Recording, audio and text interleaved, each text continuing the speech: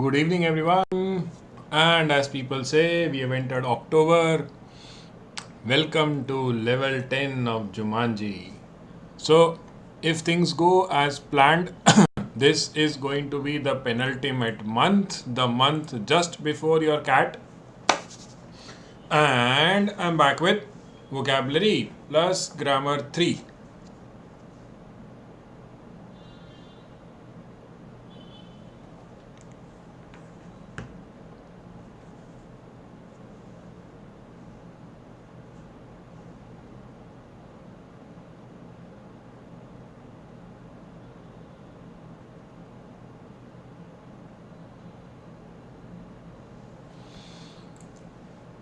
So today I'll first start with grammar because in grammar I'm going to discuss pronouns with you and then I'll go to the vocabulary part. I had promised last week when I did vocabulary 2 that I'm going to come back with a new way of learning vocabulary.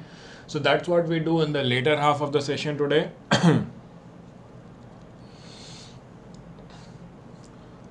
And just a second, it seems like there is some issue. No, there should not be an issue.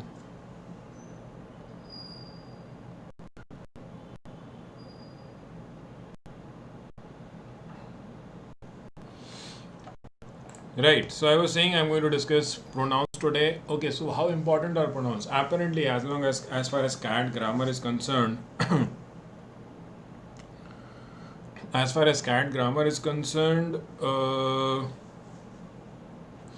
pronouns are the third largest topic. A lot of things to learn and understand in pronouns.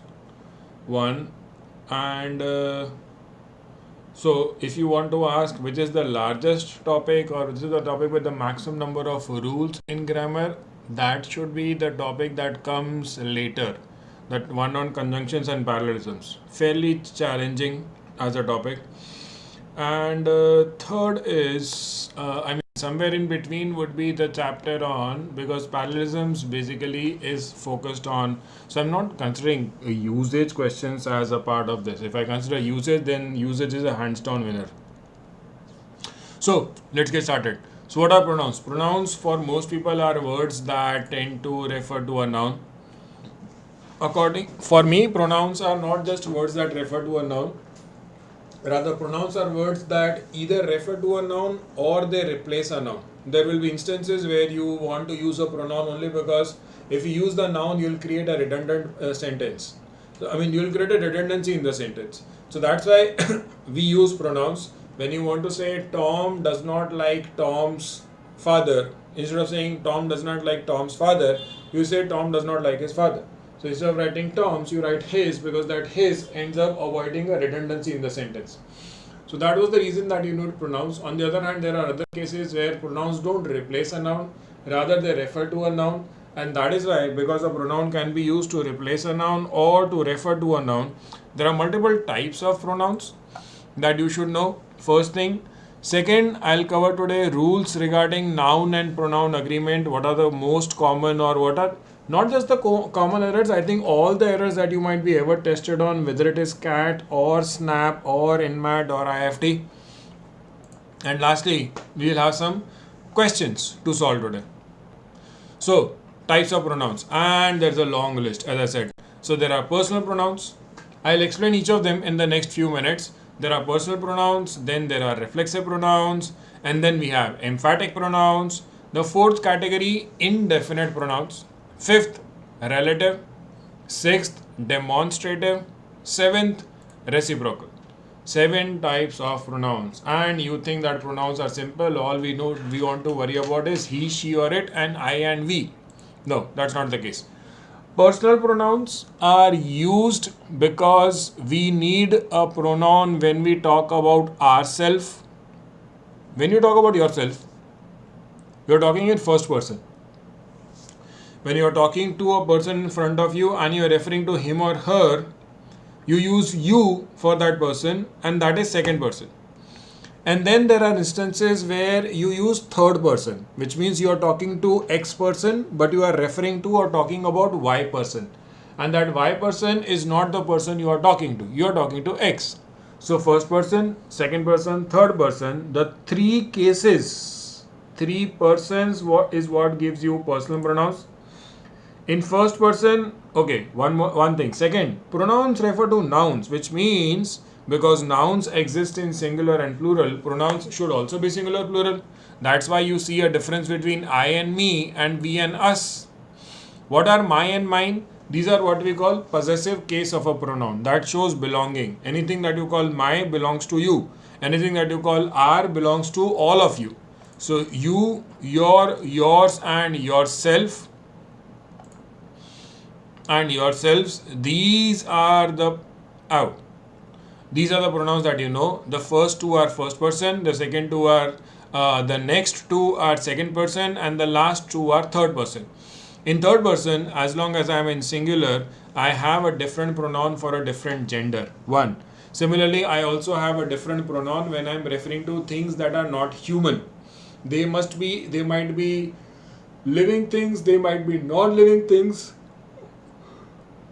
For humans, gender-based pronouns are different. For non-humans, gender-based pronouns are there is no distinction in gender, up to the extent that even when you are referring to a baby, the word baby does not take a he or a she. The word should take an it, because you don't know the gender of the baby, whether the baby is a he or a she. If you add the he or a she and you end up giving it a gender, then it's okay. So third person singular is the only case where you have a difference not only in singular plural but also in terms of gender. Other cases there is no gender variation whether you refer to first person or second person.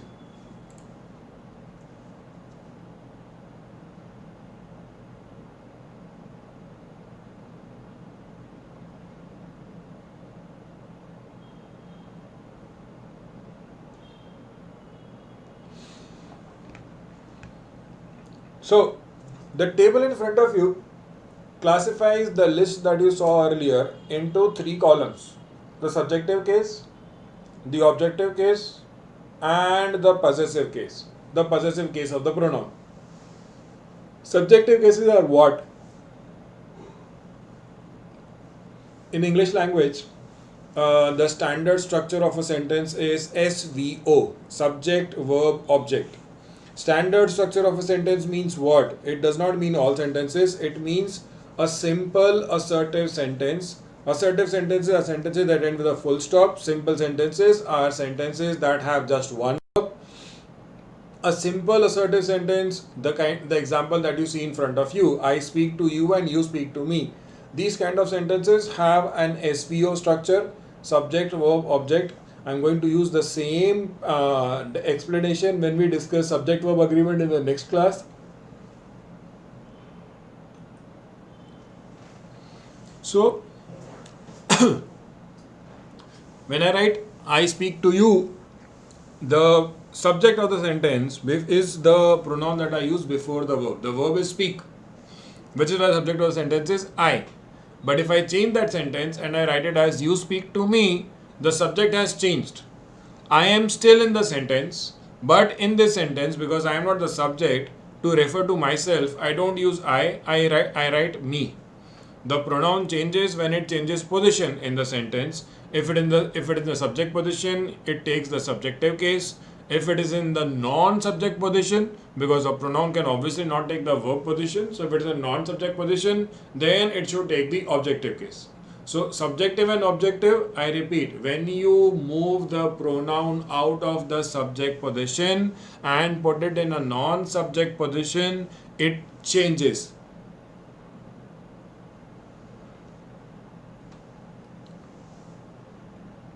It changes except if you are looking at second person, because the pronoun you does not change.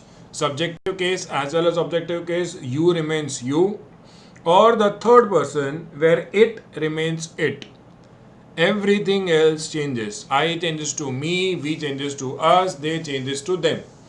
Possessive case, depending on how to use the possessive case, it could be, there are two possibilities, my and mine or your and yours.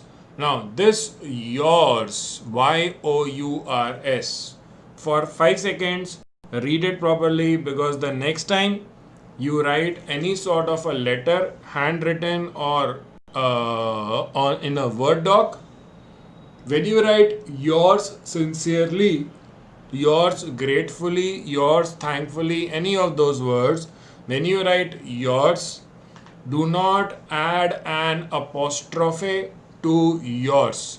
It shows possessive case even without the apostrophe. Usage of the apostrophe is grammatically incorrect.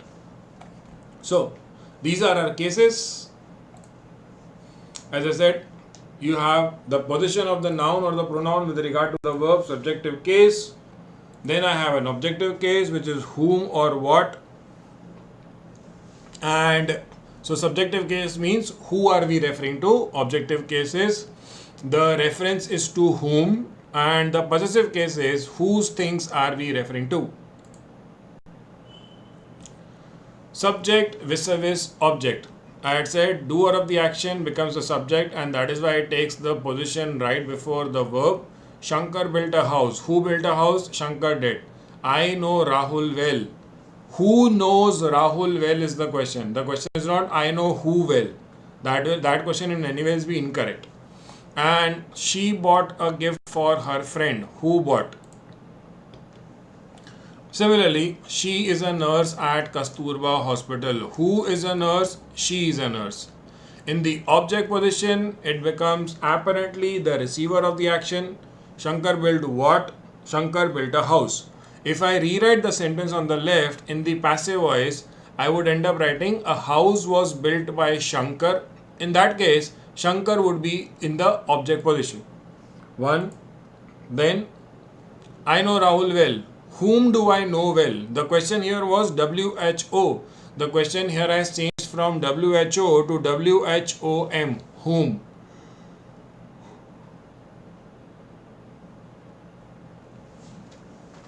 She bought a gift for her friend. She bought what? A gift. So the gift is the object. And for whom? The answer to WHOM, whom, is her friend. So, subjective vis-a-vis objective. Harry waved to replace or in the place of subject. I use the subjective case of the pronoun. I would have written Harry waved his magic wand. Harry cast a spell. Instead of writing Harry again, I use the subjective case. You and me, because I am using in the subject before the verb. If I use you and me, it is incorrect. Whatever I use before the verb in a simple assertive sentence should be subjective case. So when you say you and me will watch a movie, that becomes incorrect. The correct way of saying it is you and I. When you are comparing two subjects, you want to compare two sentences. I am intelligent. Jack is more intelligent. When you compare these two sentences, the initial or the original two sentences are I am intelligent, Jack is more intelligent. When I compare these two, I will end up comparing the subjective case of I with the subjective case of Jack, which is why if I write Jack is more intelligent than me, that becomes grammatically incorrect. The correct sequence is Jack is more intelligent than I. Similarly, whenever I write it is, it was, or it were, which is on in some books, it is also called the emphatic style of writing. It's not emphatic pronouns, it is just called the emphatic construction or emphatic style of writing. Why emphatic? Because I could have simply written he stole the money. Instead of saying he stole the money, I end up writing a longer sentence which says it is he who stole the money. So there is an emphasis on he. So when I rewrite a sentence he stole the money into the emphatic form, I will not change the he. It cannot be it is him, that will be wrong. The original sentence was he stole the money. That is why the emphatic construction will also be it is he who stole the money. I told you so. That sentence changes to It was I who told you so. On the other hand, the objective case, you use it to replace or in place of an object. Harry challenged Sally and cast a spell on Sally. I don't want to use the word Sally here, so I just say cast a spell on her. To compare two objects, I want to compare two sentences. Sentence number 1, she calls me 3 times a day. Sentence number 2, she calls you 5 times a day. In both the sentences, my subject is common she. What is being compared? How many times does she call X? How many times does she call Y?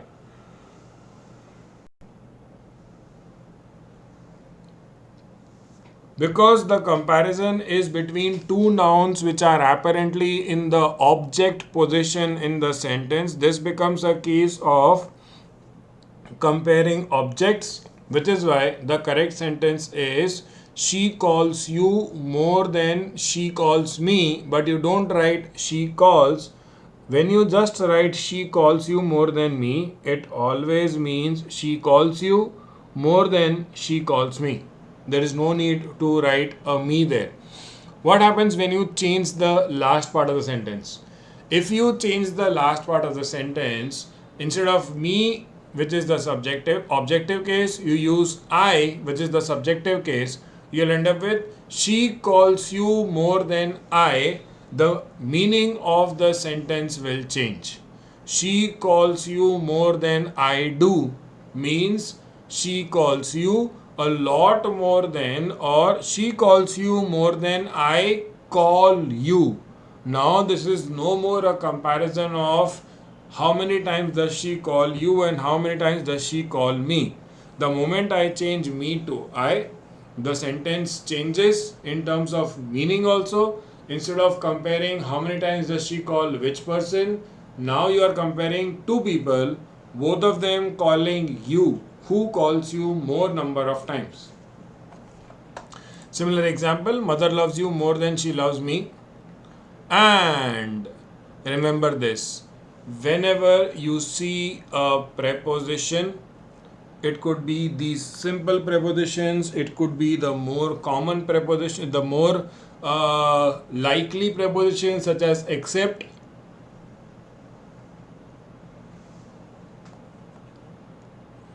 So these prepositions or any other prepositions, the case of the pronoun after the preposition is always the objective case. Gerunds and infinitives. Gerund is typically the ing form of the verb which can function as a noun.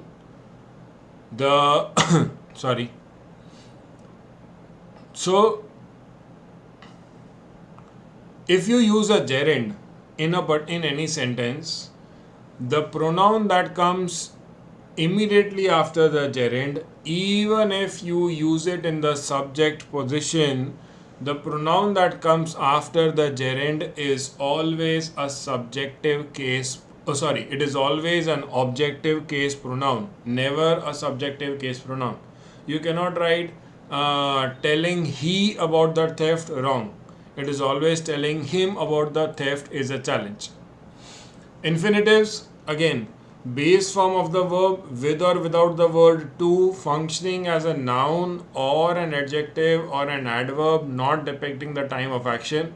So these are your infinitives. Are you eager to attend online lectures?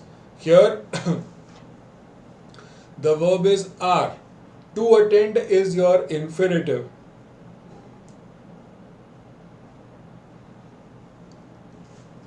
Second example, make him motivate people in his vicinity. He should motivate people in his vicinity. Again, the verb is make. It is not motivate. Motivate is your infinitive.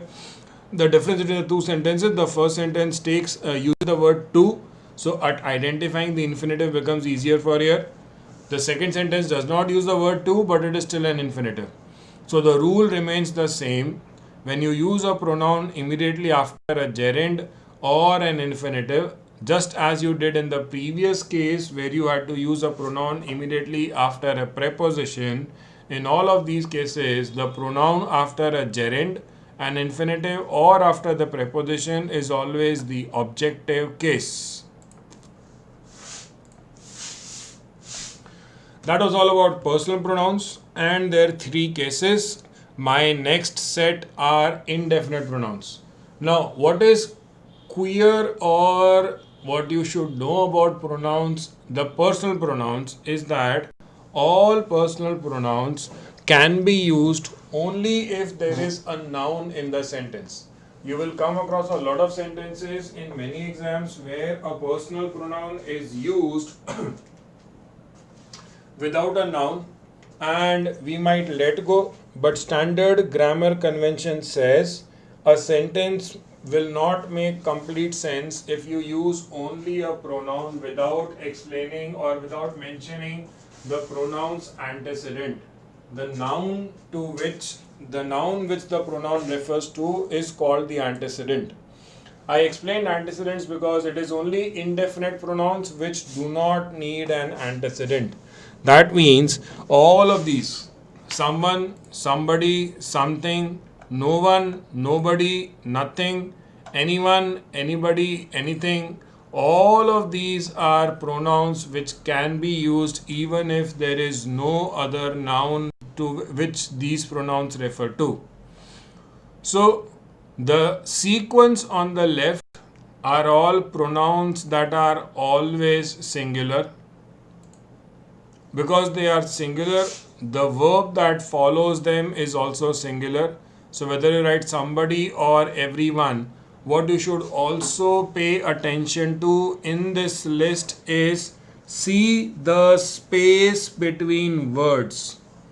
When you write somebody without any space, then it is an indefinite pronoun. If you write somebody with a space in it, it is no more an indefinite pronoun. So the words everyone and everybody without a space, except no one, all the words have been written without a space because that is what makes them indefinite pronouns.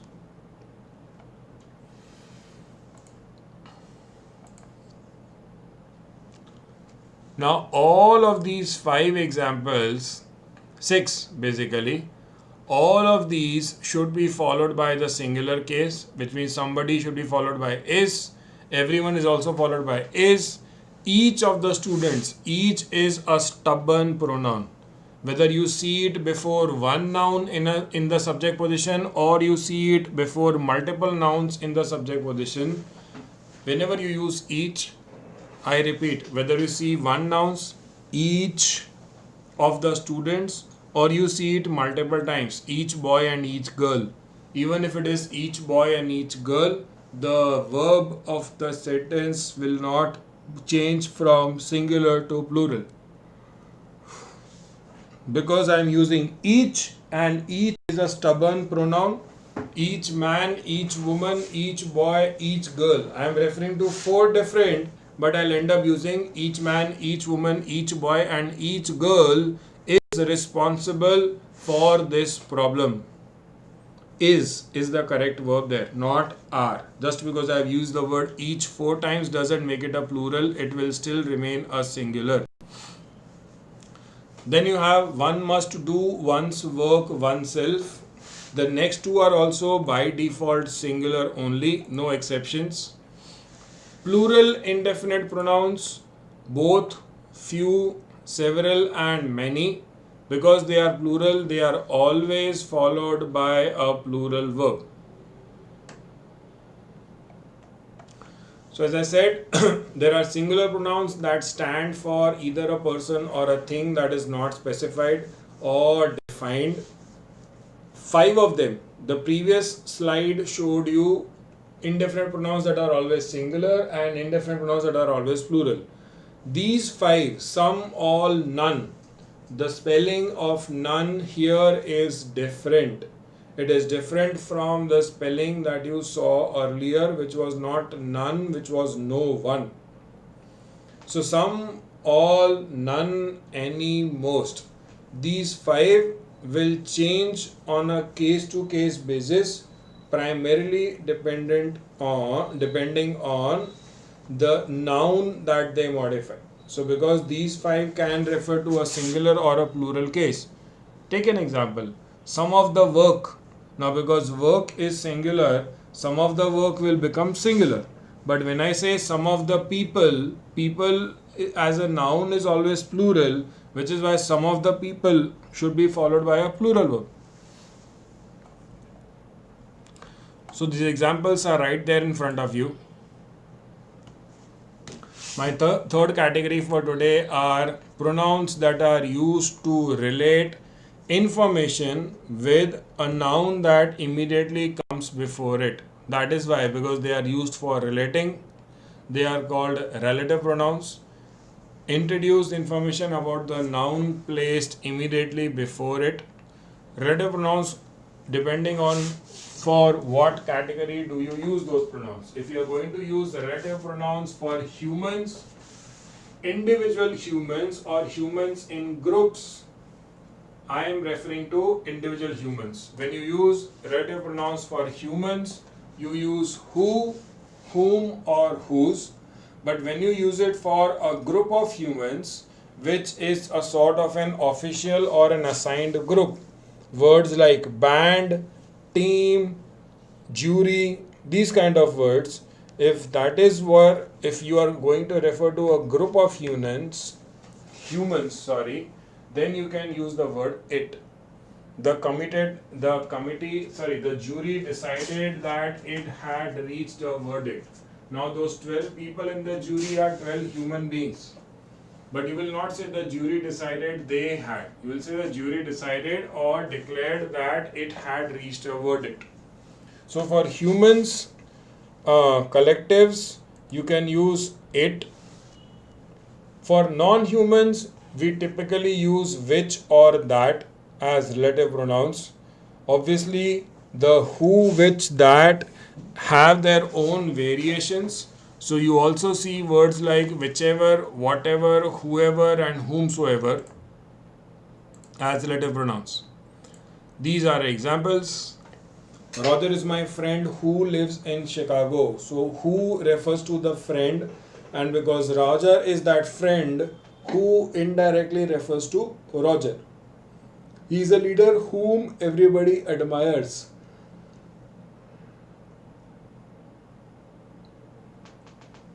Again, the whom refers to the leader. I found the book that you had lost. Which book? The book that you had lost. More information about the book. And biopics, which are similar to autobiographies, have become very popular. So biopics. So what is similar to biographies? Biopics.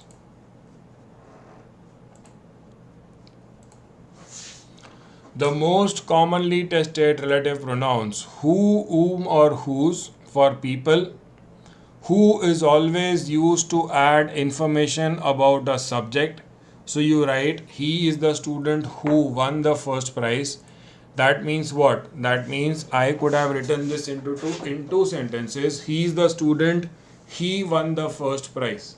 So because I replace he, which is a subjective case pronoun, with a relative pronoun, when I replace the subjective case pronoun with a relative pronoun, I should use the relative pronoun also in the same case. So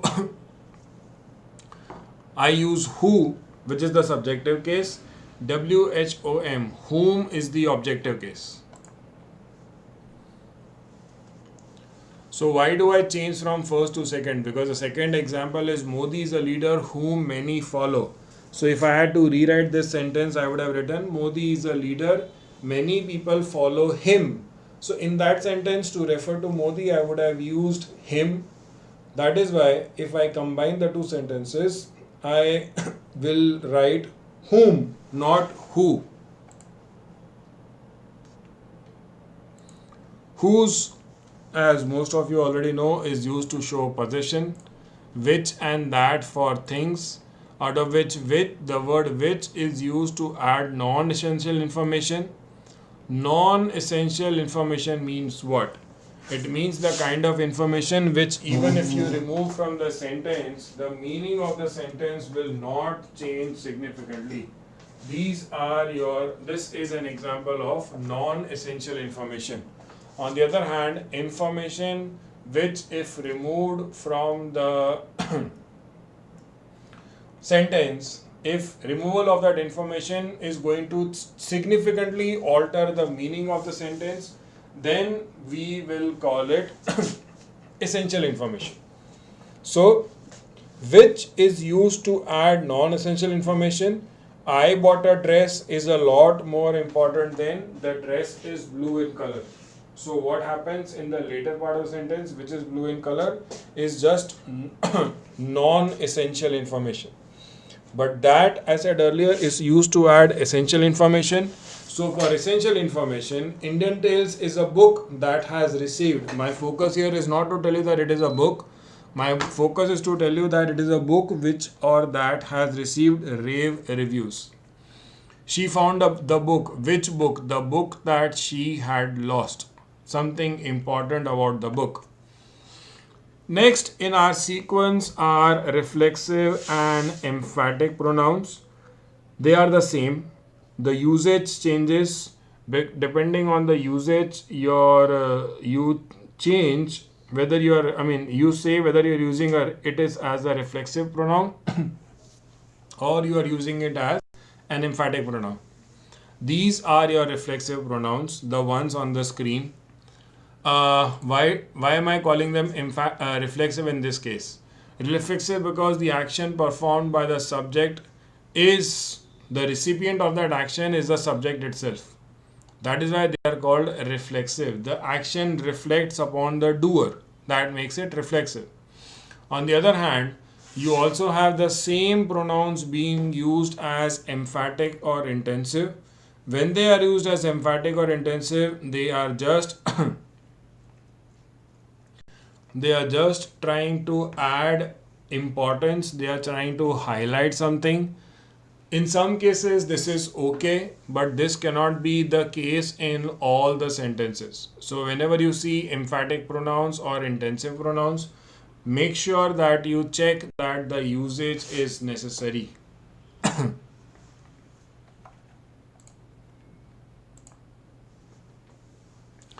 So demonstratives, words like this, that, these, those, and such.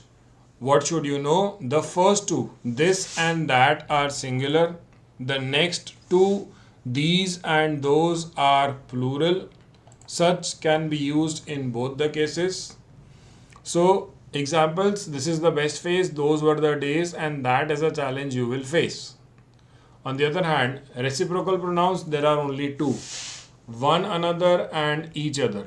Now, there's a rule in writing that if the sentence clarifies that there is an interaction between two, only in those cases you use words like between or each other.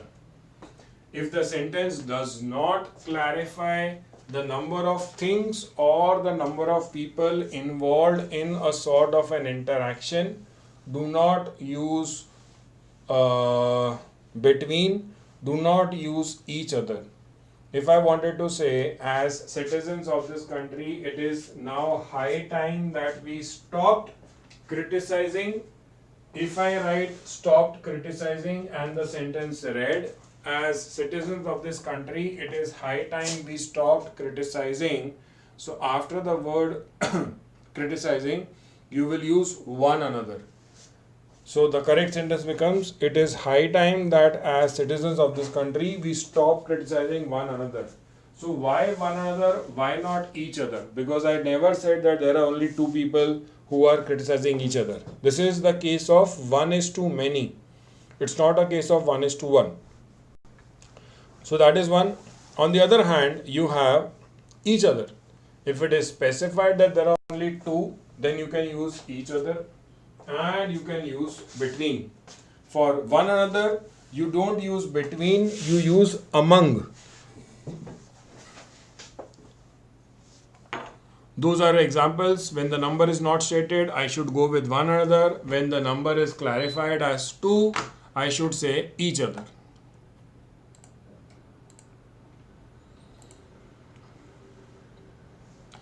Pronoun with its noun. I had said earlier, the noun to which the pronoun refers to is called the antecedent of the pronoun. So the errors that happen are, the first case or the first type of mistake is what is called pronoun ambiguity. In pronoun ambiguity, I write, I see that a personal pronoun has been used in a manner where it creates a confusion in understanding the sentence. In other words, for that particular personal pronoun, the way the sentence is written, there is more than one possible antecedent. There could be multiple names in the same sentence which that personal pronoun refers to. So this is called pronoun ambiguity. When you write Jack and Joan watched a movie but he did not like it, you don't know who does the he refer to. One.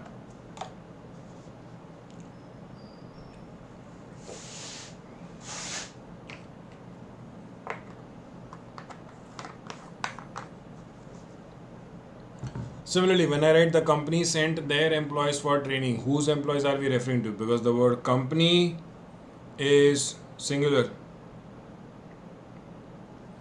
So whose employees? Their refers to whom?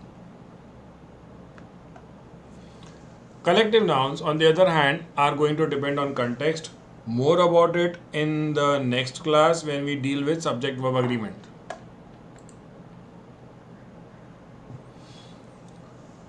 It could be the team is ready for its match. It could be the team are debating. What we have done is we have changed from singular to plural.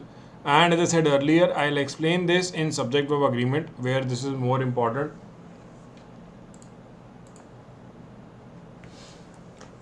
There's a rule. If you use the indefinite pronoun one, it should always be followed by one. When you write one must perform, it cannot be his duties or her duties. Sorry, that is wrong. When I say one must perform, the subsequent or the consequent pronoun should always be one. One must perform one's duties with accountability. Or, on the other hand, whenever you use singular indefinite pronouns, the singular indefinite pronouns are always followed by the singular masculine pronoun. We are ready to assist each of you in his studies. For many people, it's a sort of a gender thing that they want this to be written not like this, but as we are ready to assist each of you in her studies. I don't think that is a problem. I don't think that is an area of rules. Rather, it's an area of whims and fantasies. The rule is simple.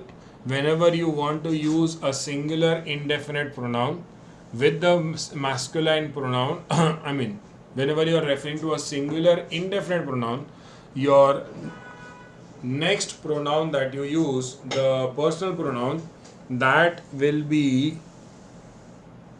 singular unless the context specifies the gender. So it should be singular and masculine.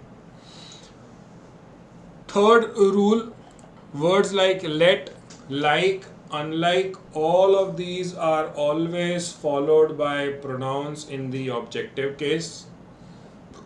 Let us is what everybody knows because you have used that word. Remember, when you see the word let at the beginning of a sentence, remember, try to remind yourself of all of those instances where you must have heard or read let us go out and you found it correct. So let us go out will remind you that the verb let is always followed by the objective case, never the subjective case. Let her complete the assigned task. A person like me is difficult to please. 1.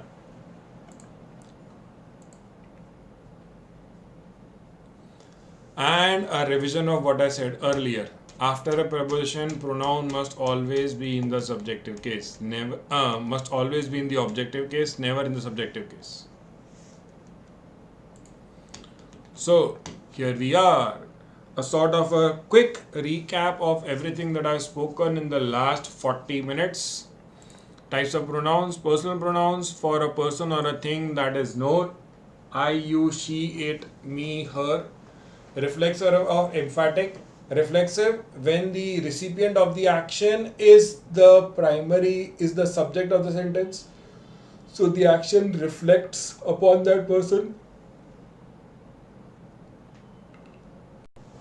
Emphatic when you want to emphasize the subject. Emphatic pronouns cannot be used when you want to emphasize the object of the sentence. Third case, indefinite pronouns when you are referring to a person or a thing that is not defined or specified. Next in the list is relative and interrogative, pronouns that are used to add more information. That is also why all the pronouns that are listed under relative and interrogative, all of them, you see them again when you learn modifiers later in these sessions. So when you learn modifiers, you will realize that all of your reflexive and interrogative pronouns, all of them are used to provide information, which is why they will eventually become a way to identify a modifier in a sentence. A modifier is the adjective phrase or the adverb phrase that tells you more about a noun or a verb or an adjective. Demonstratives, to point out to a reason or a thing, also used for comparisons. Nice. So that brings us to, as I said earlier, some practice questions. Now I'm going to show you sentences in front of you and I'll discuss them one at a time, but for each sentence I will give you, depending on the length of the sentence, I'll give you some time. So the first example in front of you, either part 1 is incorrect and each part is, the number of that part is written at the end of the part. So either part 1 is incorrect or part 2 or part 3. Which one is it?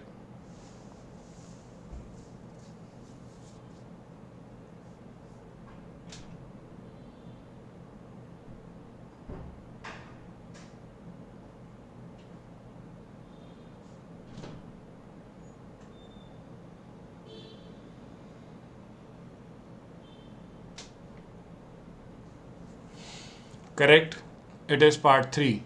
When I use each, I cannot use a there here. It has to be his. Next sentence, Ria runs as fast as, if not faster than, him.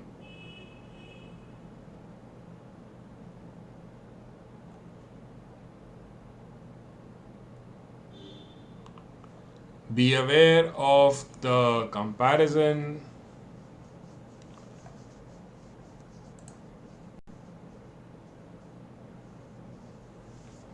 So yes, in the second question, again the last part is where the error is.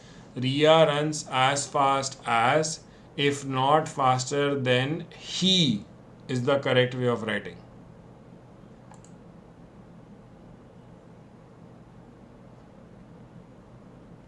Sentences 3 and 4.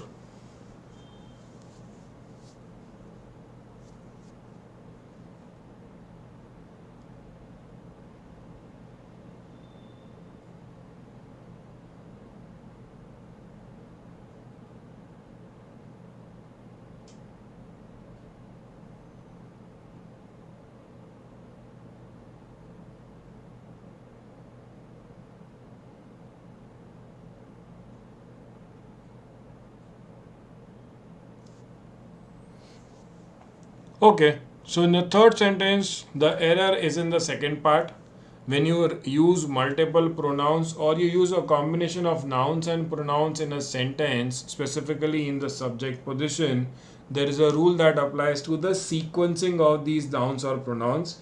The rule is, if I can use the language that was used by my teacher who taught me grammar in school, he used to say, when you have to use multiple pronouns or a combination of pronouns and nouns in the subject position in a sentence, put the donkey first. Unless it is a sort of an, if it is a confession or an expression of guilt, in that case, or an apology, in that case you can put yourself first. If you want to say, I and my friend are sorry, that sentence is correct. You do not have to write my friend and I are sorry. But if you change the tone of the sentence, instead you say I and my friend are excited, now your sentence is wrong. When you are not apologizing, when you are not expressing guilt, you cannot use the first person pronoun before the other pronouns. So that is where the error is in sentence number 3 in the middle part, because the sentence is not an expression of any apology. The middle part is incorrect. It should be 3 people, you, John, and I. The sequence becomes 2, 3, 1. Second person, third person, and lastly first person. Why 2, 3, why 2, 3, 1, or why second person, third person, first person? Because if there were no second person, I would have still put the third person before the first person. So when that happens, just like second person precedes first person or third person precedes first person, 2, 3, 1 is the sequence. Second person, third person, and first person.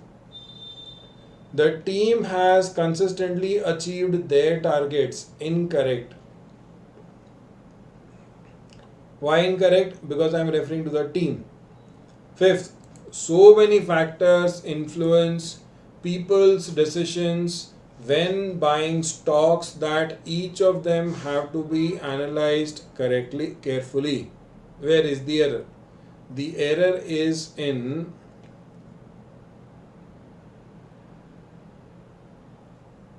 the third part.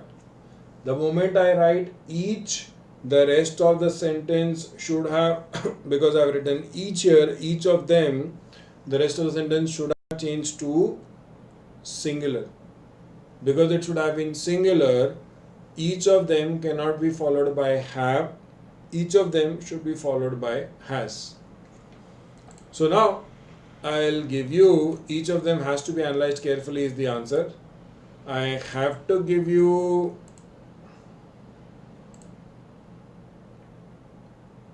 five sentences and a maximum of, I think, 3 minutes to answer all of these. I'll leave you with these 5 sentences for around 2.5 to 3 minutes.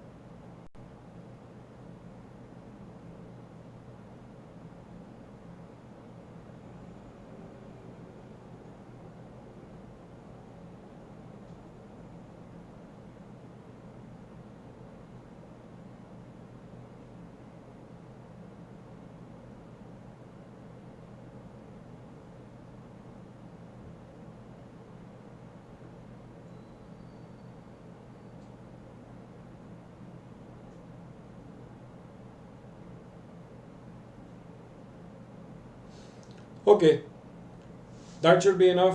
Now let's give you the answers. The boy dash was punished is absent today. I need a relative pronoun before the verb in the first sentence. Because I need a relative pronoun before the verb, that means my relative pronoun will take the subject position, and that is why between who and whom, who is the subjective case of the pronoun. So who comes into the position first? The boy who was punished is absent today.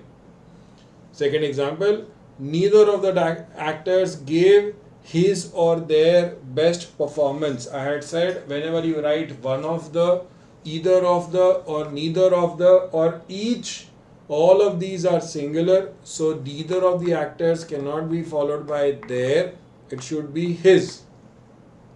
Third,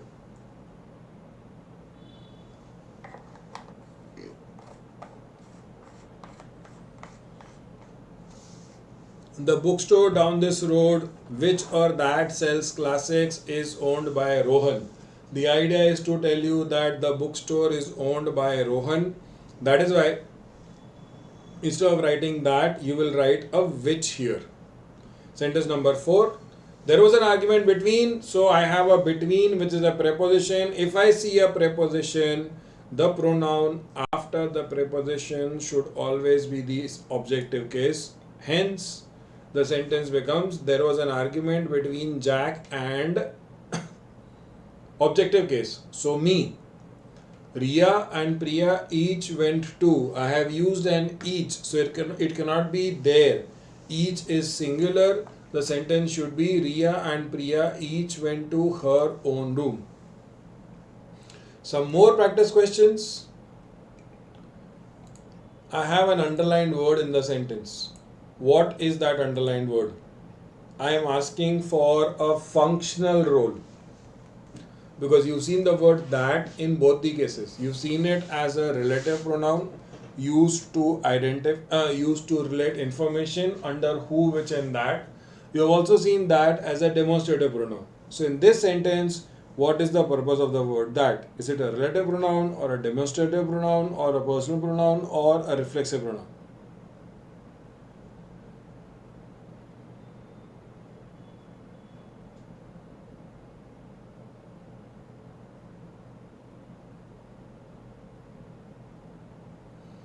Correct. It is a demonstrative pronoun. I am pointing my finger at that person. The purpose of pointing is to demonstrate, and therefore it is a demonstrative pronoun. Next example.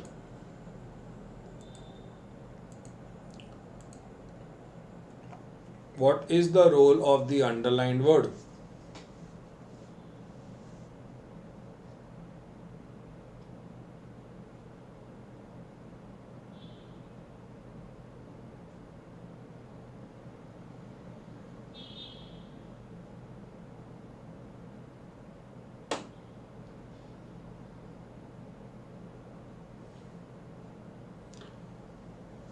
So almost there, it is not reflexive simply because if it were reflexive, the action going to the airport would have referred back to Samir. But go is not going to Samir. Samir is going correct, but Samir will go whom? Go to whom? No response. So it cannot be reflexive. It is definitely not relative because it is not relating information. It is definitely not indefinite because the word himself cannot be indefinite. That is why it is an emphatic pronoun.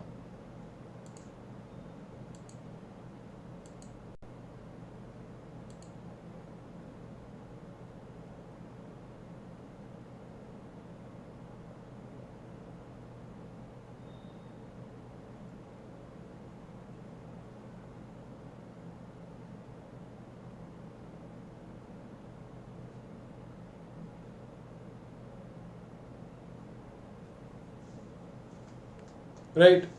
No one was a part of indefinite pronouns. So because I am referring to all the people in the system without naming any of them particularly, no one here is an indefinite pronoun. So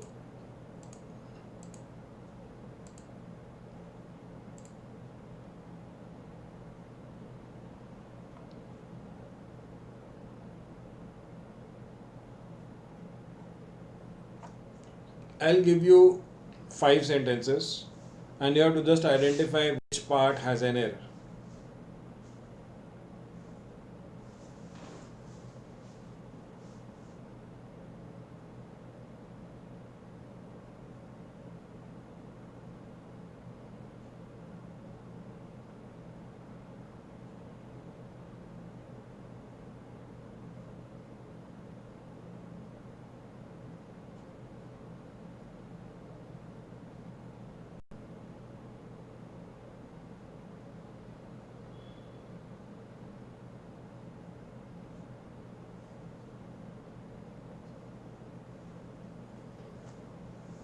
Right, let's discuss. I would like to meet Mr. Smith. Who or whom I take is the man you mean. Now, what am I referring doing here?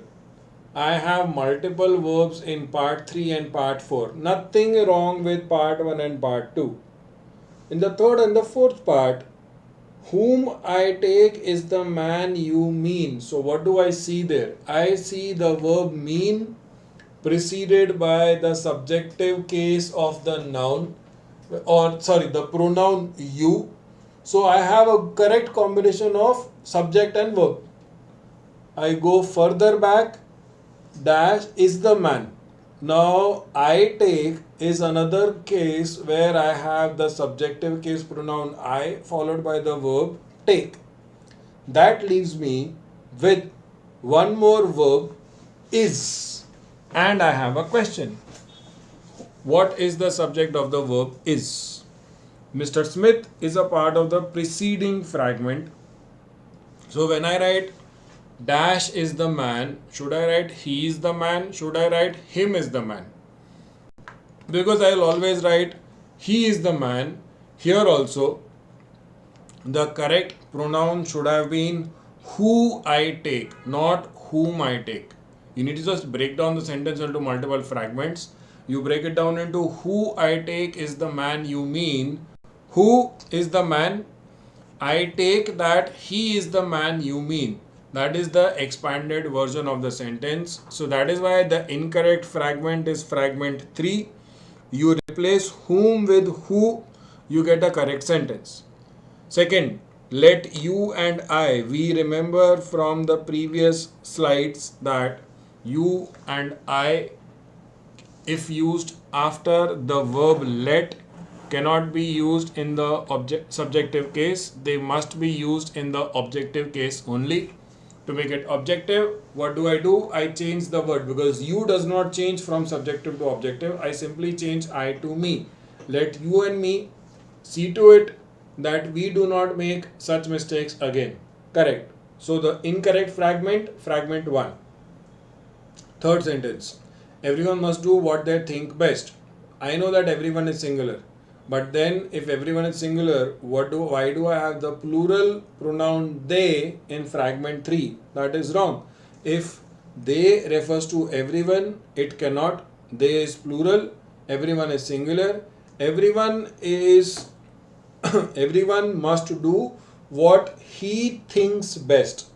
I had said earlier, when you use pronouns of the one form, singular pronouns, they should always be followed by, it is recommended that they be followed by the masculine singular pronoun, although it is not necessary. So everyone must do what he thinks best is also correct. Everyone must do what she thinks best. For me, that is also correct. No big problem over there. But my third part in the given sentence is wrong. Fourth, everyone but Sally and she.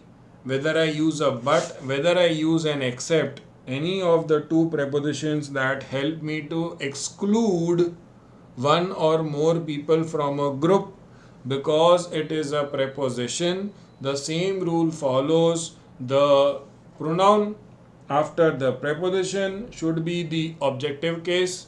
It cannot be the subjective case.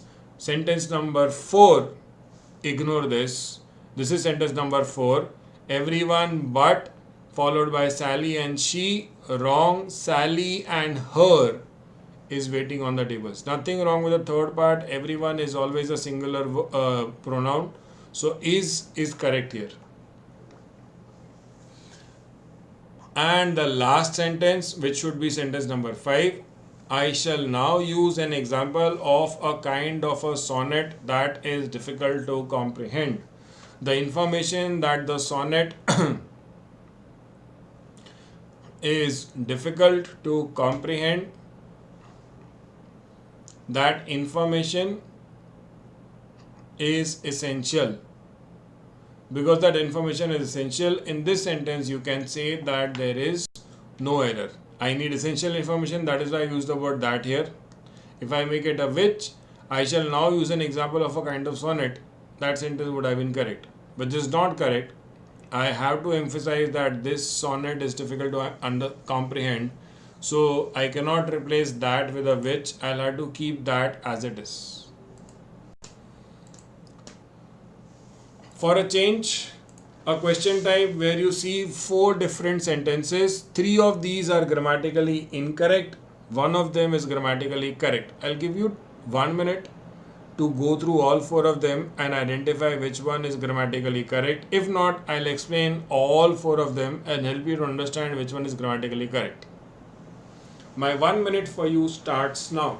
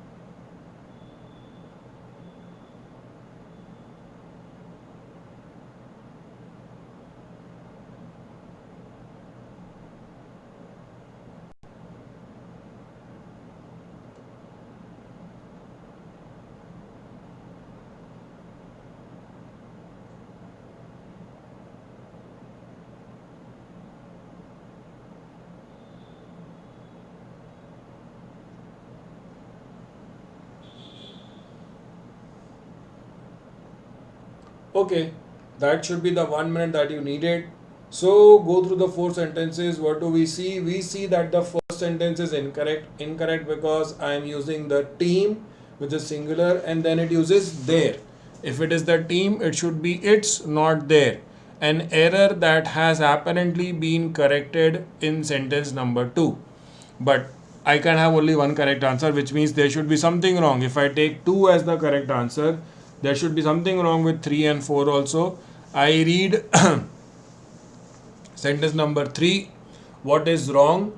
Instead of team, I have used team members. I have made it easier to understand what is the quotes referring to. But then after team members, I forgot to change the pronoun from singular to plural, which makes my sentence incorrect. I can use team members in the first sentence, and that would make the first sentence also correct. So 1 is wrong, 3 is incorrect, and then the last one.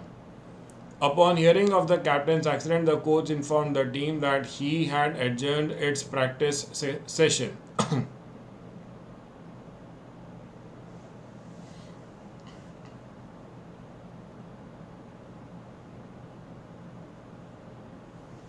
So what did the coach do? Did he inform the team? Did he inform the team members? Here it should be team members, and that is why sorry. And that is why it should be the coach informed the team that he had adjourned their practice session.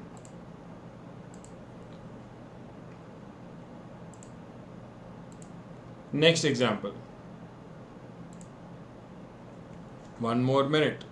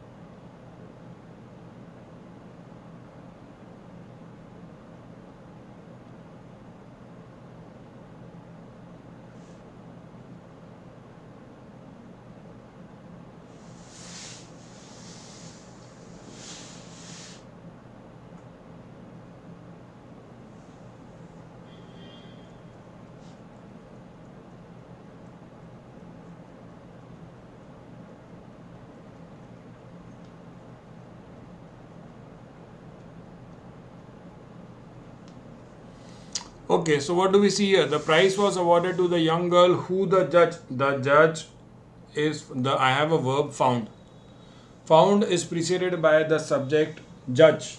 When I already have a subject in that clause, I cannot use who.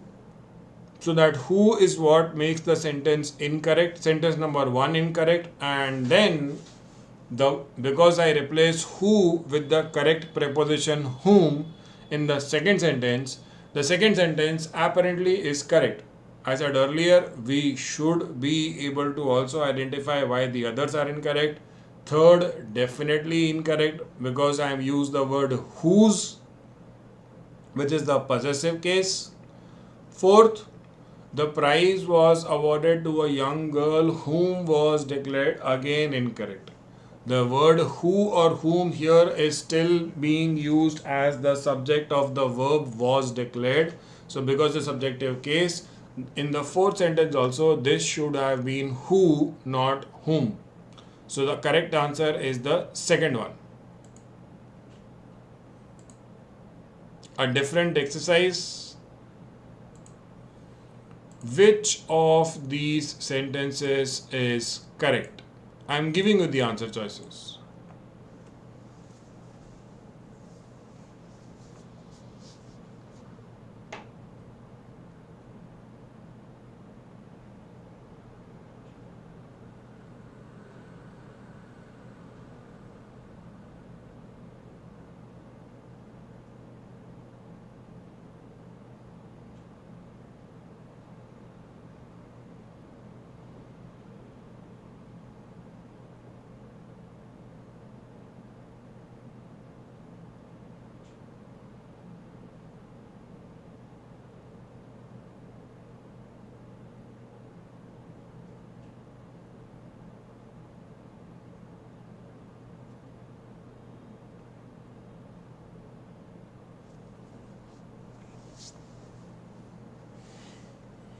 Okay, time to discuss again.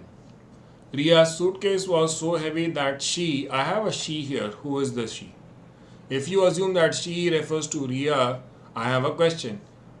The suitcase belongs to Ria. That's what the first part of the sentence tells me. I have Ria apostrophe S, which is the possessive case, which means the suitcase belongs to Ria.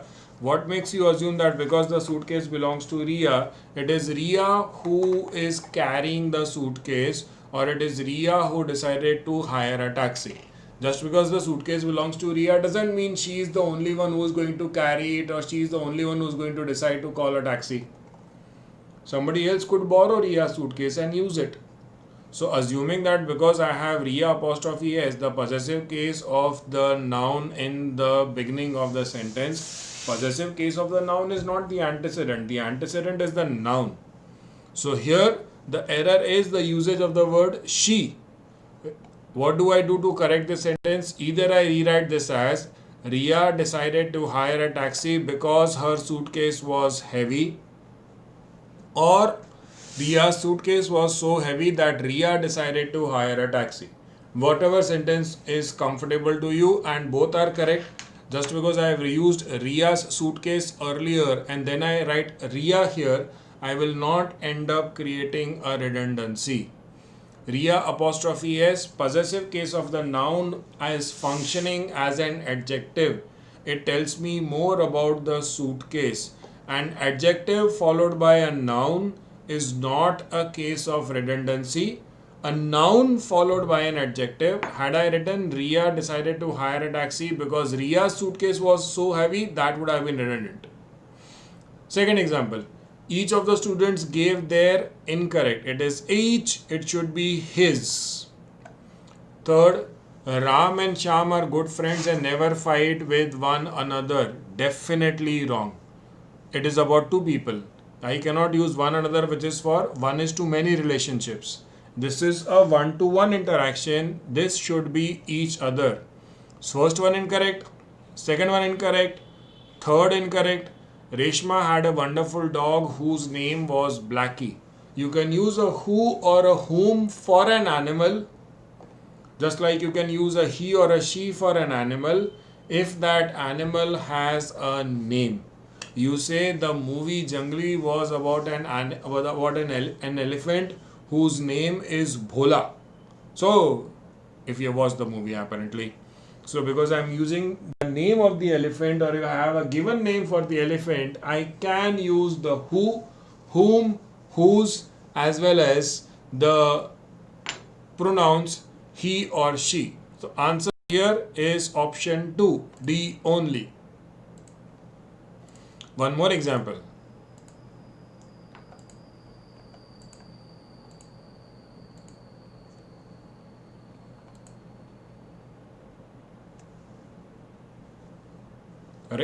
Sorry.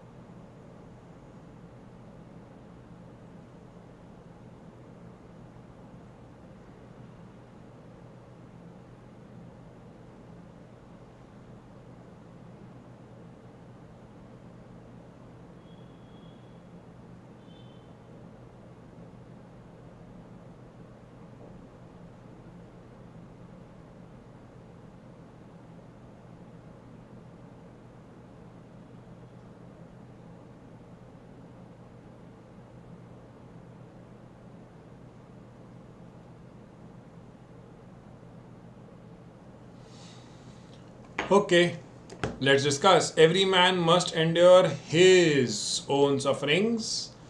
Smita told her relatives that she did not like them. She is fond of children and gives sweets to each. People shouldn't misuse their right to vote. There is plural, people is plural. She is fond of children and gives sweets to each. My correct answer becomes C and D because I can use each. I could have used them also. I don't mind, but each here is not incorrect.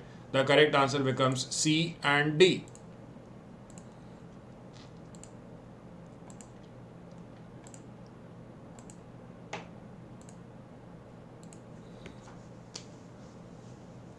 An employee exercises his rights under the law. A lot of people are going to fight here and say that it should be his or her. Honestly, if you were working at an international organization such as UN, you might be forced to write his or her. I personally don't see, as I said, I don't mind if you just want to write her. Why do you want to write his or her? It's a gray area. According to grammar, you should use only one pronoun here. Whether you write a his or you write a her. A lot of people are going to take up the as I said, the gender diversity agenda here and say it should be his or her, which is also why people have started using their to avoid being gender biased. I think it's a stupid trend. I mean, if you got today, you're going to use there for this purpose. Tomorrow, you might actually throw out all the rules about pronouns and use there for everyone. I mean, you can also say I like, instead of saying I like my water, my shirt. You can say I like their shirt and still mean that you are liking your shirt. That's stupid.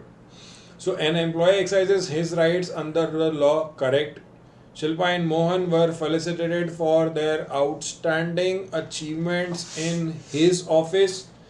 Everything about this sentence was going correct till the last word.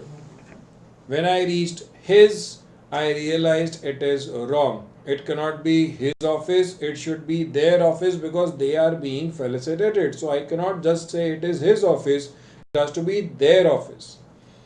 One has to perform his wrong. One is always followed by another pronoun, one only. One has to perform one's duties properly. And the last one, I am ready to assist every one of my brothers in their incorrect. I am ready to assist every one of my brothers in his work. C and D are incorrect. My correct pair is A and B. So that was about pronouns today. My second part is about what I announced, what I had said last time, that this time I am not going to go with more of an etymological approach. Rather, we are going to go mix and match. We deal with contextual vocabulary today. Contextual vocabulary, contextual learning means you read a particular sentence or a paragraph, step 1. Step 2, you understand the overall idea, and from that overall idea, you guess the most likely meaning of a word or those words which are underlined. A word that is underlined in a sentence might have one word, it might have more than one word. What are we doing here? We are helping you develop the skills that you will use over the longest term of your career. You will not always have a dictionary next to you, but you are going to learn and understand a lot of words throughout your life, because if you have reading skills or because you are being forced to read, and when that happens, you will develop vocabulary without referring to a dictionary, because you will learn or practice how to read a sentence and understand the overall meaning of the sentence, and from there you try to guess the most likely meaning of a particular word. So here we go. I have a paragraph for you, and I'll give you, because I believe it's a simple straightforward paragraph with 3 underlined words. I'll give you 1 minute to read this paragraph. After that 1 minute, we'll see What is the most likely meaning of the underlined words according to you?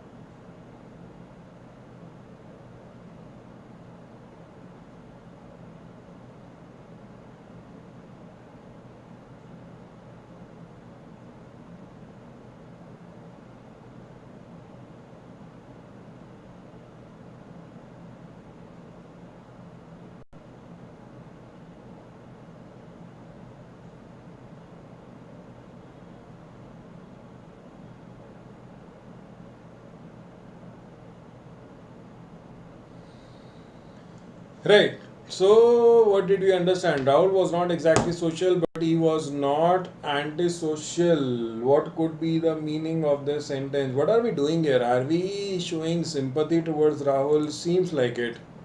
So, he was not exactly very social, but he was not antisocial. So, maybe the word means something like someone who is against society or someone who hates society.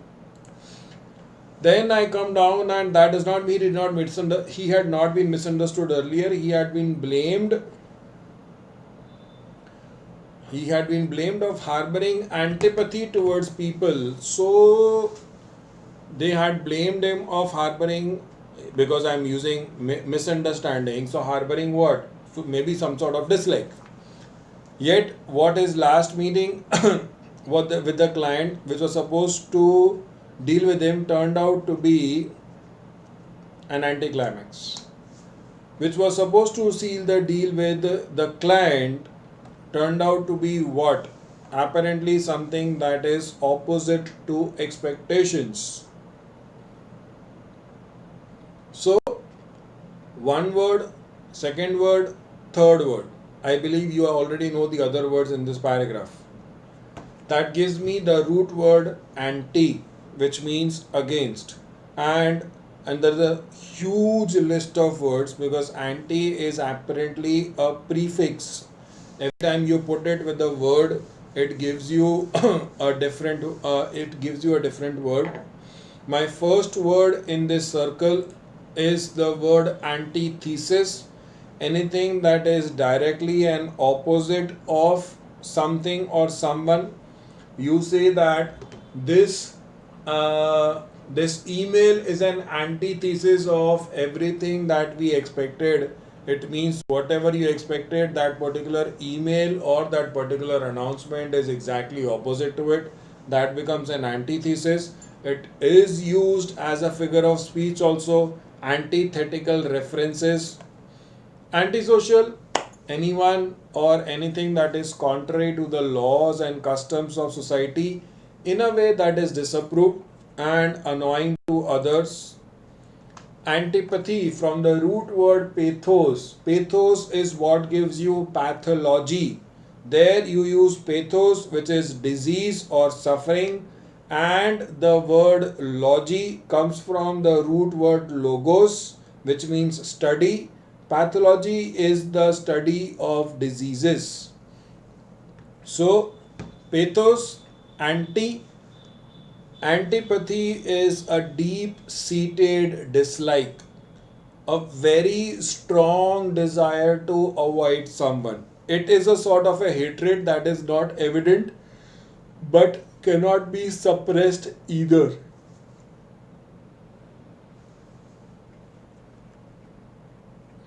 So that is antipathy. Other words for antipathy. Antipathy is also called repugnance, a strong dislike, as I said, because you want to avoid someone. You see the word in front of you. The word is aversion.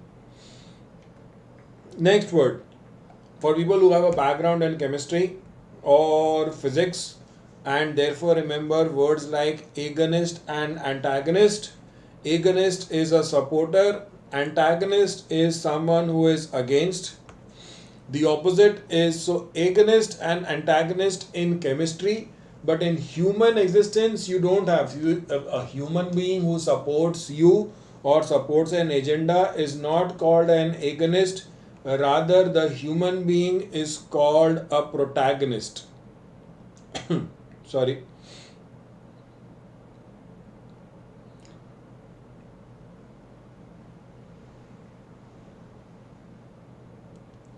So humans are called protagonist. Chemical agents that support are called agonist. Both humans and chemical agents that oppose something or are actively opposite are called antagonists. Antidote, any medicine, anything that helps you to counteract a particular poison. Anything that works against a poison is called an antidote. At times it is also used to for something that helps you to manage, counter or survive a difficult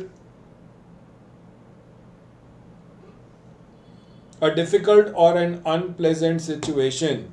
So you might say that when I am not feeling good, my particular playlist, Spotify playlist or Amazon Prime playlist is my antidote. It helps me to survive that difficult situation. Anticlimax, a disappointing end to an otherwise exciting or impressive series of events. Yes, anticlimax is a negative term. It always implies that you expected things to end in a better manner. That is why in the previous sentence, at the end, the word anticlimax was used to suggest that he had expected to seal the deal with his client. It was an anticlimax, means he could not seal the deal. Antiseptic, from the root word sepsis, which means an infection. Antiseptic is anything that prevents the spread of an infection, typically formation of disease causing microorganisms. If organisms are born, if they are formed, they will spread. So that is the entire sequence, and there are tons of other words that start with anti. So what else can we see here? The root word pathos is also used in sympathy and empathy. Sympathy, when you share someone's sadness, but you share someone's sadness simply by talking about it. that is sympathy. Empathy is going one step ahead. You don't just share someone's sadness, you actually understand someone. So empathy could reflect through a deeper understanding of people. Empathy could reflect in your desire to help someone.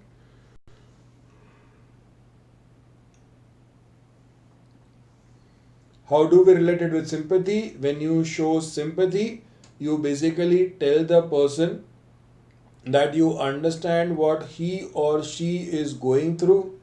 But when you show empathy, you don't just tell the person, you take one or two steps ahead and you try to you take one or two steps ahead and you try to actually help that person come out of that sadness. That is sympathy, empathy, and antipathy. Another word that I used was pathos, giving me pathology. And the last word, psychopath. Psychopath or sociopath, both the words mean the same. Psych is mind, socio comes from society. Any person who is inclined to kill people without any reason, because psychopaths and sociopaths are basically psychiatrically ill people who indulge in baseless, meaningless violence. They kill people without any reason, and I repeat, it's a psychiatric disorder. So that's a psychopath or a sociopath. You might come up with more words, like one word that you might not see very frequently, but it is like not in the context of cat, but outside that word is very common. That is pathogenesis, from the word genesis, which means creation. How disease is created inside the body or outside, whatever way you want to see it, that is pathogenesis. So let's go to the next paragraph.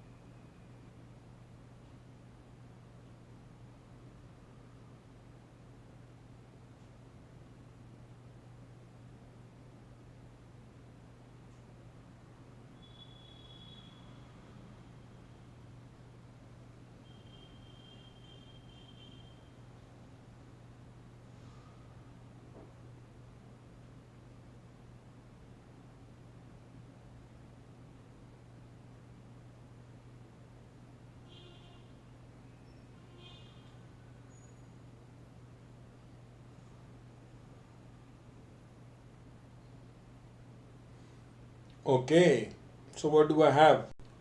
Okay, so this is a sort of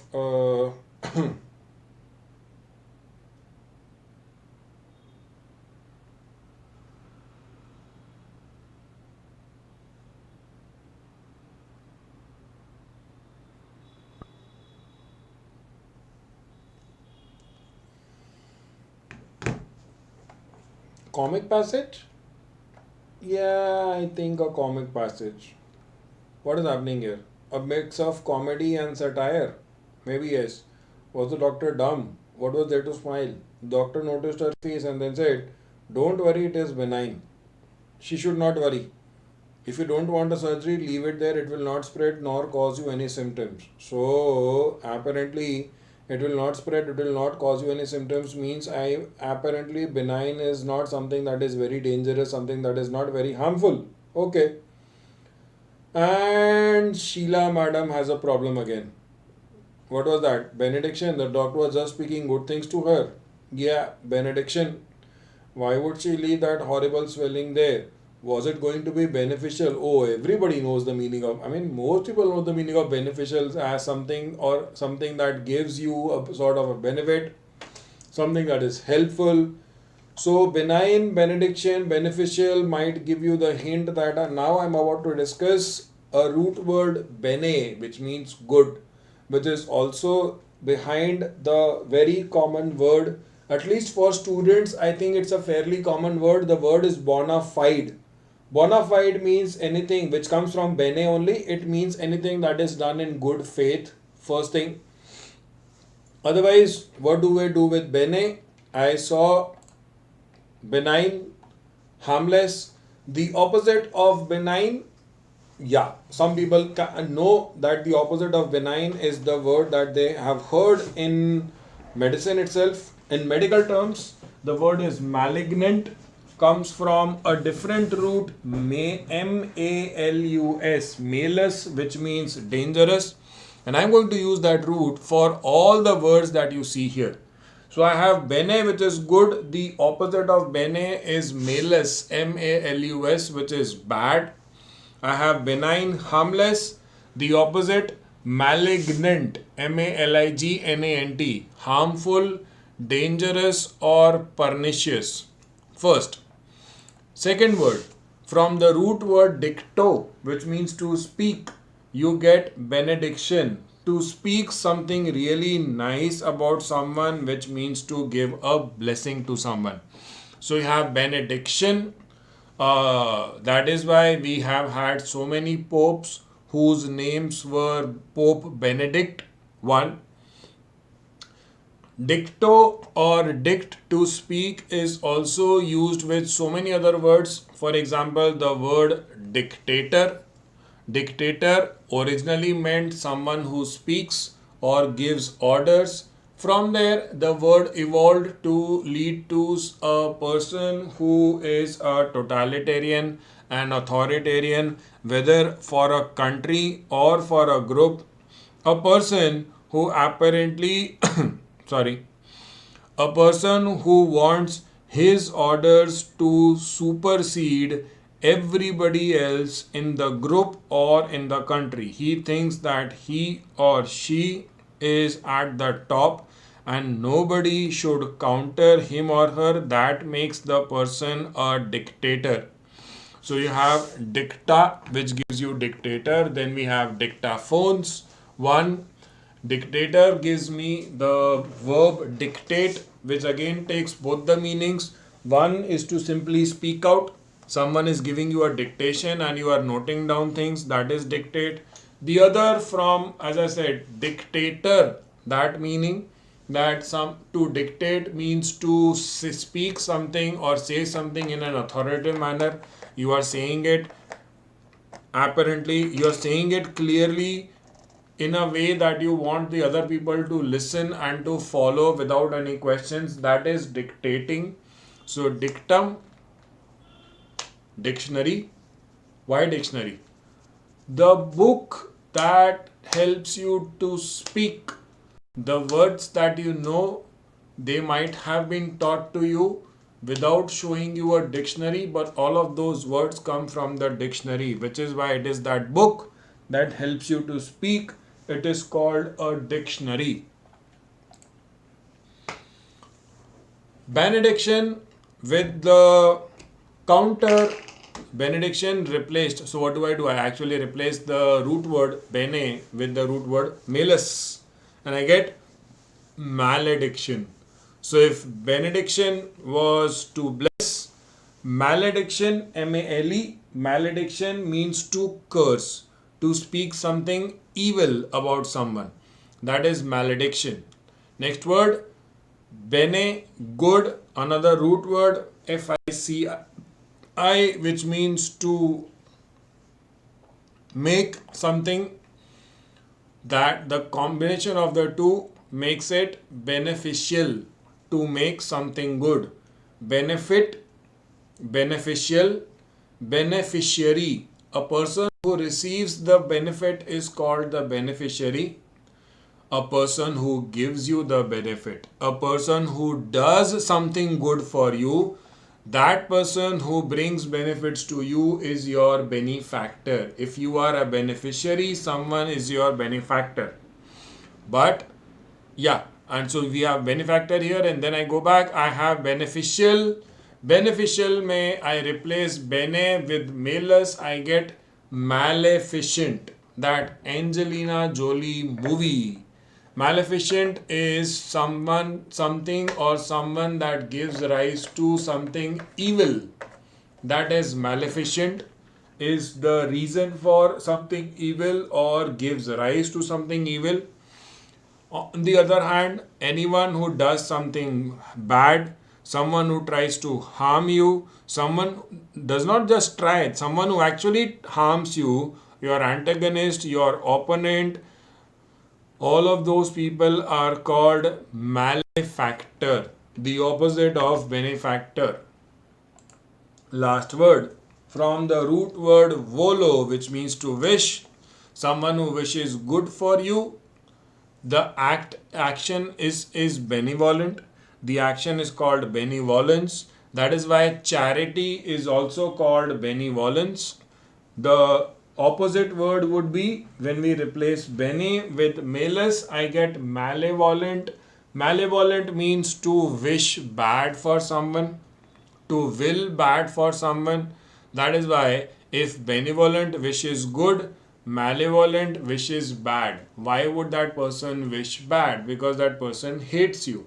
Malevolent people are spiteful people. They have a grudge against you. They are filled with unjustified hatred against you. That is why they are called malevolent.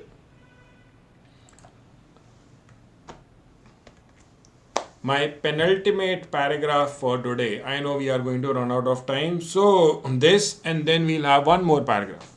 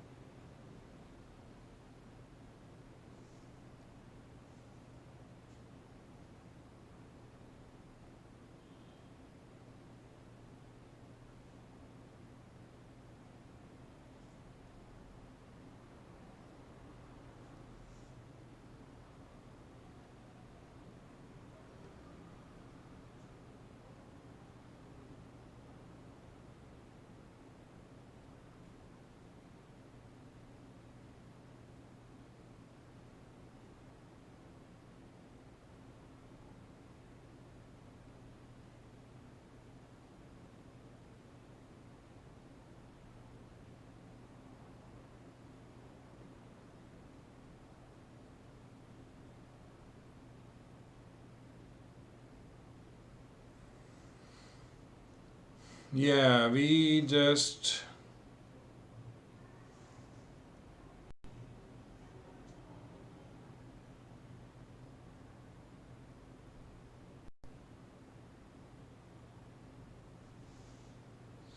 went from a fairly satirical or funny passage to a sort of a even funnier passage. Hmm.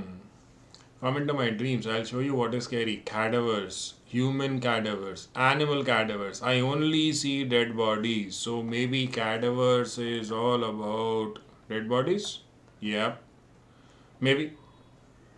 You think that's scary? No, honey. Wait. Then they talk. The cadavers talk. Dead bodies talk.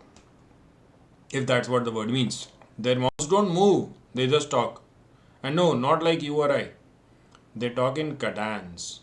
Louder, then slower, then louder again. What is happening here? What could the word cadence probably mean? A sort of an up and down maybe, because it goes louder then slower then louder, sort of a wavy motion, like the sound of an ambulance. Yeah, so sound of an ambulance has sort of a wavy motion. Correct. Scared? No. Wait. Then these dead bodies stand up and they dance. They freaking dance. And then they cascade over each other like a bloody zombie waterfall. So cascade is something like a waterfall? Maybe yes. Let's see. What word gives me? Okay, so the root word is cast, to fall, also called kedo. What does that give me in terms of words? Cadence is the rise and fall of something, also known as not just the rise and fall, a pulsing movement, a regular increase and decrease in intensity is also called cadence. One, when it stops because apparently things are dying, things are rotting. That is when, because you used cadence and then you add the prefix de to it, which always means activate becomes deactivate, and mystify becomes demystify, and so many other words where every time you use D, you are giving me the opposite of it. Decadence, the rise and fall, if it shows movement, decadence should show dying. It is also used in a more abstract sense to refer to loss of morals, complete depravity. That is what decadence is. Cascade, fall or rush of something, a sort of a waterfall movement. That's a cascade for you. So when you talk about cascading things, that means they are sort of falling or rushing one over the other, just like a waterfall does, where the water, all the water falls one over the other on top of each other. Casualty, a fall, any sort of fall, any consequences of a calamity or a crisis are called is called a casualty. Cadaver, a fallen body, or a corpse. These are your words from the root fall. That was my penultimate passage. Here comes the last paragraph of the day. Aha.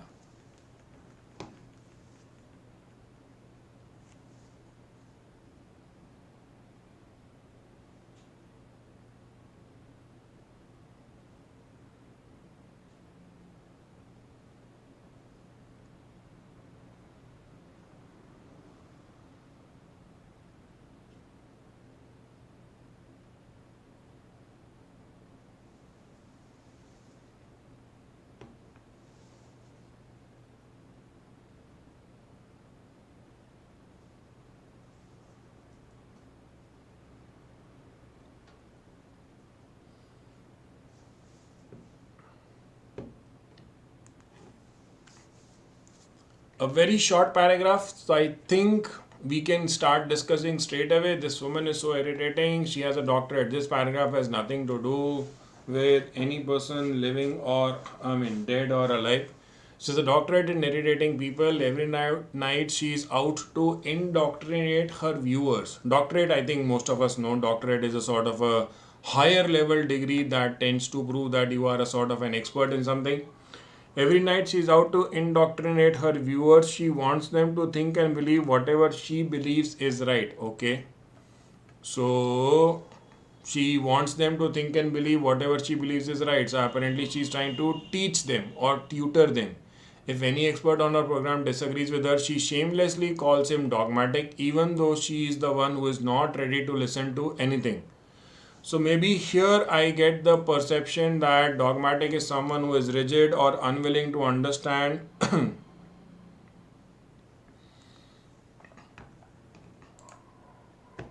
So what root do I have here?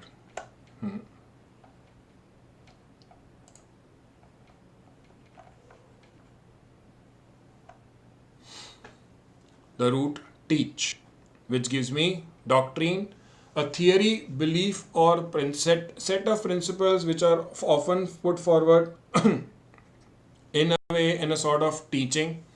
That's what becomes a doctrine. One.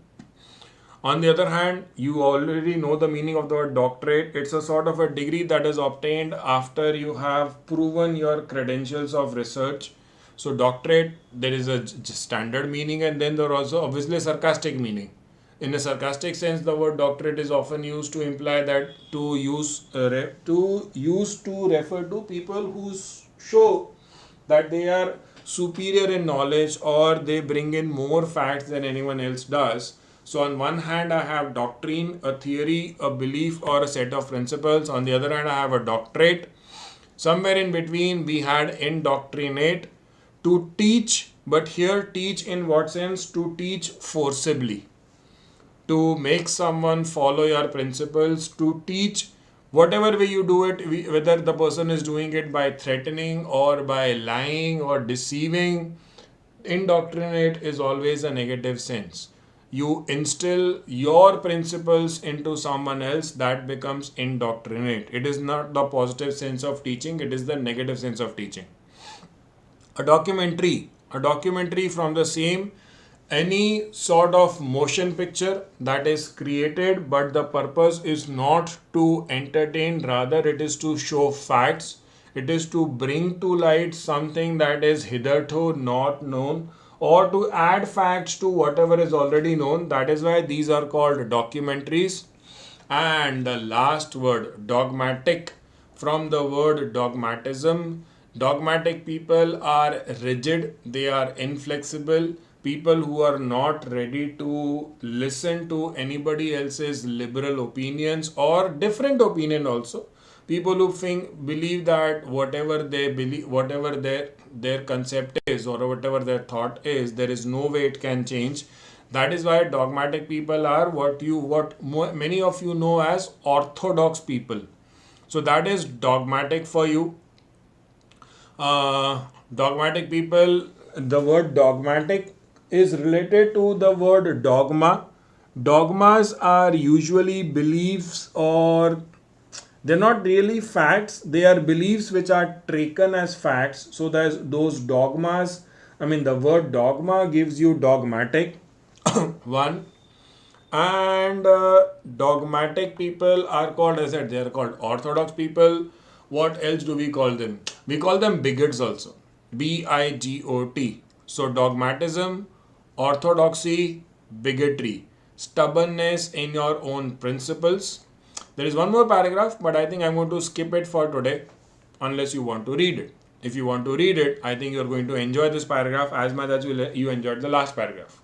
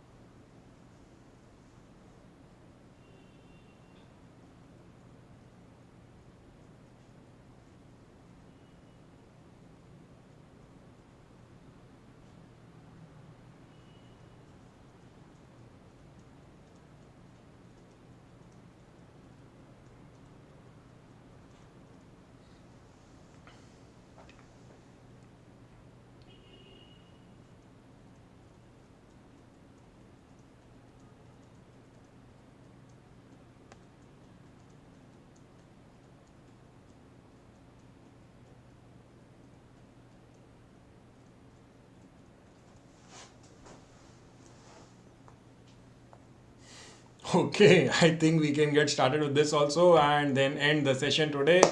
Oh my god, I heard that a crack. It was a fracture for sure. Everybody knows the meaning of fracture. Fracture is a sort of a breach. Acha, I have not given you the meanings yet. Right, so fracture is a sort of a breach. Yes, there will be fragments flying everywhere. People know the meaning of fragments also. Broken pieces. Fragile ego, you know the meaning of fragile, maybe something that breaks very easily. The guest had committed the infraction of questioning Arnab right on his primetime show. She asked Arnab what were his qualifications, which made him think he could question anyone. What is happening here? She had done something wrong, apparently.